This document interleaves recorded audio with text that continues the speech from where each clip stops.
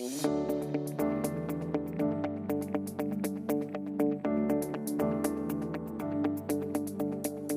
in terms of new listings, the July results show that we have seen a fall in new listings at a national level, and the falls have really been exacerbated in places like Sydney, Melbourne, Adelaide and even Darwin that have gone into lockdown during the month. That's led to big falls in new listings in those capital cities, and the regional markets adjacent to those have also seen falls, although the magnitude has not been quite as large. And it's clearly impacting on confidence right across the country, because a lot of other cities that weren't in lockdown have also seen falls in new listings over the month, although the falls have not been as great as those in those lockdown areas.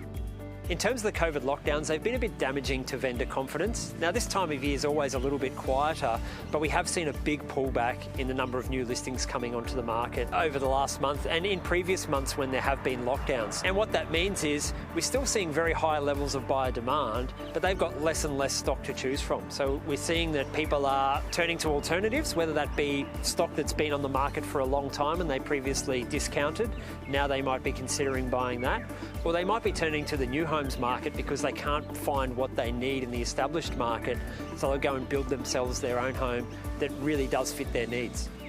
When we do go into a lockdown, there's different rules in different states, but it's making it very hard for people to get through properties and look at them. So I think from that perspective, a lot of vendors are just saying it's too hard or it's very difficult while we're in lockdown, and we'll hold off bringing our property to the market until there's a little bit more certainty. And that's when lockdowns are over, when vaccine rates lift, that's probably when we'll start to see a bit more vendor confidence around. In terms of regional Australia, we're still seeing a decline in new listings, and total listings are at the lowest point we've ever seen.